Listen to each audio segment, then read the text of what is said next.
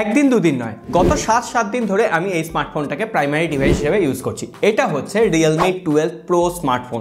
যাই হোক, ইদানিং স্মার্টফোনগুলো রিভিউ করতে আমি খানিকটা লেট করছি, কারণ যে সমস্ত ভাইটাল স্মার্টফোন রয়েছে সারা বছর ধরে বিক্রি হবে, সেই স্মার্টফোনগুলো প্রথমে দিন সাপেক্ষ আমি আমার প্রাইমারি ডিভাইস হিসেবে ইউজ করছি।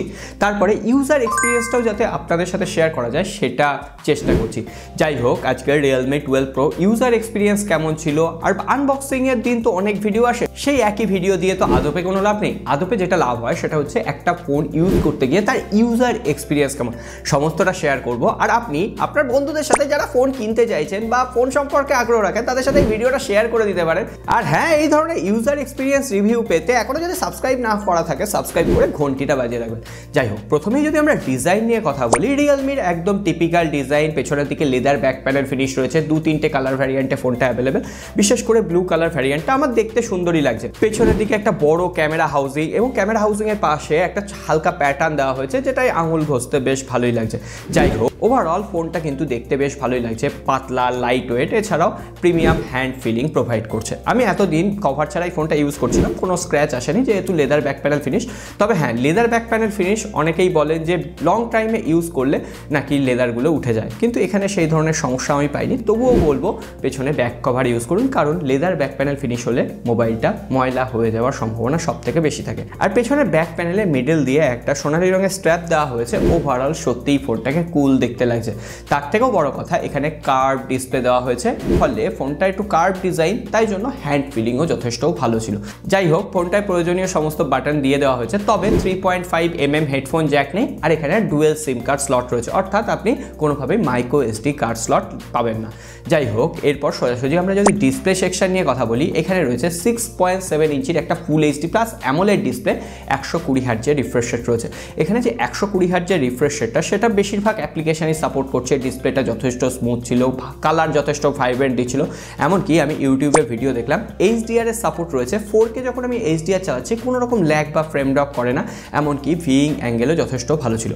এছাড়াও ডিসপ্লে বেজেল আর চিন এই প্রাইস পয়েন্টেও কিন্তু যথেষ্ট অ্যাগ্রেসিভ। তার উপর যেহেতু কার্ভ ডিসপ্লেটাকে সত্যি প্রিমিয়াম টপ নচ বলাই যায়। এছাড়াও মাল্টিমিডিয়া এক্সপিরিয়েন্সের জন্য এখানে ডুয়েল স্টুডিও স্পিকারের কোয়ালিটি যথেষ্ট লাউড, ভোকাল, ট্রিবেল এবং যে ইনস্ট্রুমেন্টালগুলো সঠিকভাবে ব্যালেন্স করতে পারছে। আমি বলবো মাল্টিমিডিয়ার জন্য একদম টপ নচ এক্সপিরিয়েন্স প্রোভাইড করতে পারে Realme 12 Pro। না, টাকা খাইনি। এরপর কয়েকটা উইক পয়েন্ট বলে দিই। প্রথমত, এই ফোনটায় স্টার গ্লাস প্রোটেকশন রয়েছে, অর্থাৎ ডিসপ্লের প্রোটেকশনটা একটু উইক, আর ফোনের ক্ষেত্রে প্রোটেকশনটা একটু বেশি জরুরি। কিন্তু হ্যাঁ, এখানে IP65 রেটিং রয়েছে।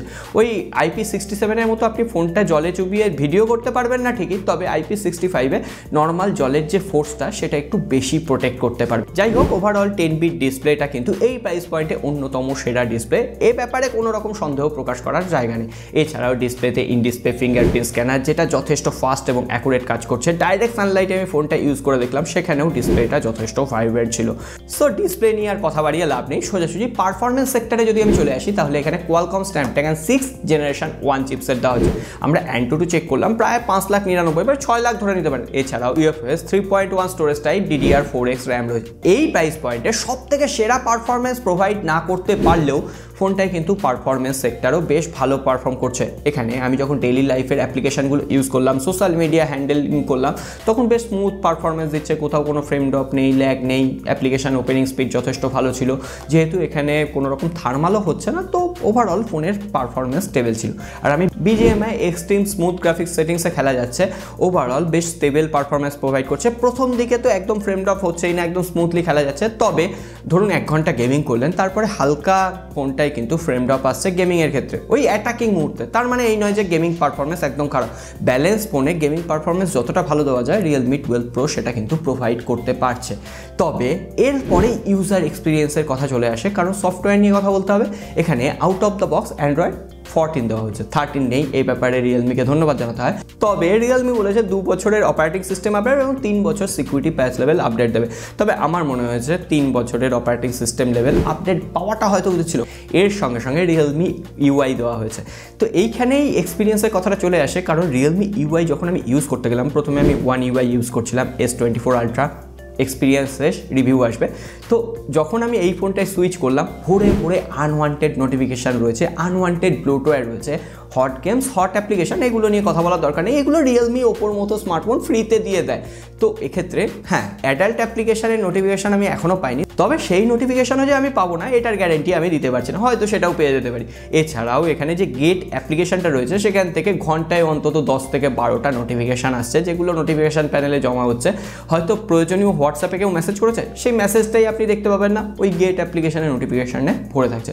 কিন্তু ওভারঅল রিয়েলমির এই হট ইউআই, হট অ্যাপস এগুলো কিন্তু শাওমির মতো কোম্পানি ঠিকঠাকভাবে ম্যানেজ করতে পারছে, কিন্তু রিয়েলমি ওপোর যে কী হয়েছে আমি বুঝতে পারছি না। তো এই ধরনের একটা গোলমেলে সফটওয়্যার এক্সপিরিয়েন্স আমি পেয়েছি, যেটা আমার অভিজ্ঞতা সেটাই আপনাদের সাথে শেয়ার করলাম, দোষগুণ আপনারা বিচার করে নেবেন। এছাড়াও এখানে 5000 mAh ব্যাটারি, 67 ওয়াটের চার্জার রয়েছে। মোটামুটি চার্জারটা দিয়ে ফোনটাকে ফুল চার্জ করতে 50 বা 52 মিনিটের আশেপাশে লেগেছে, তবে একবার ফুল চার্জ দিয়ে দিলে মোটামুটি সারাদিনের জন্য নিশ্চিন্ত। ওই 7 ঘন্টার আশেপাশে আপনি স্ক্রিন অন টাইম পাবেন, যতই আপনি হেভি ইউজ করুন না কেন। আমি গেমিং করেছি, ক্যামেরা টেস্টিংয়ের জন্য ইউজ করেছি, তা সত্ত্বেও এখনও পর্যন্ত আমার এখানে 16% ব্যাটারি কিন্তু বেঁচে রয়েছে।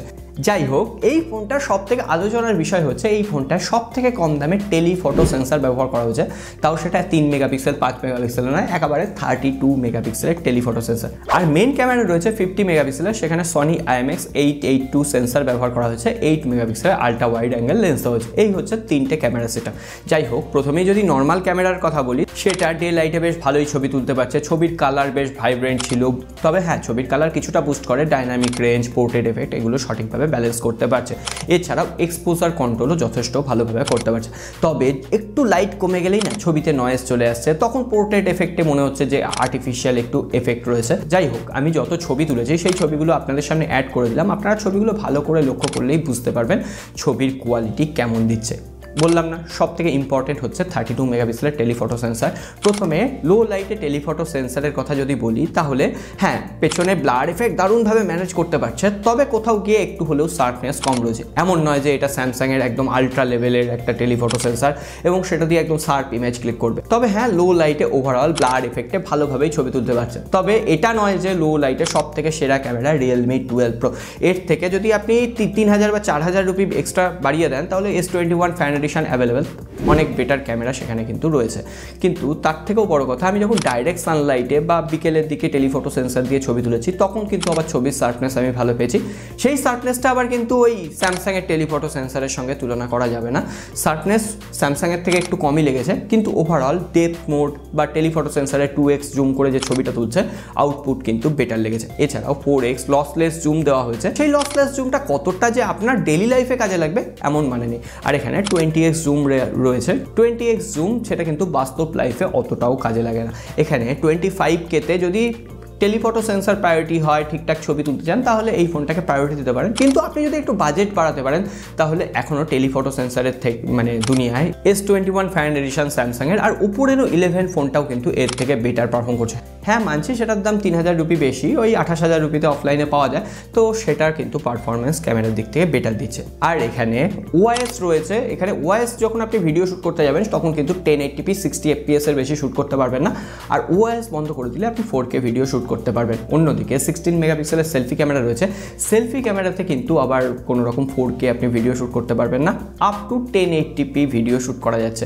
এই প্রাইস পয়েন্টে 4K ভিডিও সেলফি ক্যামেরাতে দেওয়া উচিত ছিল। যাই হোক, সেলফি ক্যামেরা রিয়েলমির যে অ্যাজ ইউজুয়াল একটু স্কিন স্মুথ করে দিচ্ছে, আপনার মুখে ব্রণ ট্রণ থাকলে একদম পরিষ্কার ঝকঝকে করে দেবে, আর লো লাইটে একটু সফট করে দিচ্ছে। এইরকম আপনাদের কাছে ছবির আউটপুট কেমন লাগছে কমেন্ট বক্সে লিখে জানান। তাহলে আর কোনো রকম কথা না বাড়িয়ে সোজাসুজি কনক্লুশন পার্টে চলে আসি। প্রথমত, এই ফোনটা সব থেকে বেশি বিক্রি হবে কারণ এই ফোনটায় সব থেকে কম দামে টেলিফটো সেন্সার দেওয়া হয়েছে। কার্ভড অ্যামোলেড ডিসপ্লে, দেখতে যথেষ্ট সুন্দর। তবে রিয়েলমি 12 প্রো এর যদি একটু সফটওয়্যার এক্সপিরিয়েন্সটা বেটার হতো, তাহলে এই ফোনটাকে আমি চোখ বন্ধ করে রেকমেন্ড করতে পারতাম। তবে শুধুমাত্র এই ফোনটা নয়, রিয়েলমির সফটওয়্যারের সত্যিই ব্লোটওয়্যার কমানো, ইমপ্রুভমেন্টের দরকার রয়েছে, এটুকুই বলবো। আর একটা ছোট্ট জিনিস বলবো, সাবস্ক্রাইব করে বেল নোটিফিকেশন আইকনটা প্রেস করে রাখবেন, যাতে এই ধরনের জেনুইন এক্সপিরিয়েন্স রিভিউ মিস না হয়ে যায়। সকলে ভালো থাকবেন, সুস্থ থাকবেন, দেখা হবে আগামী পর্বে।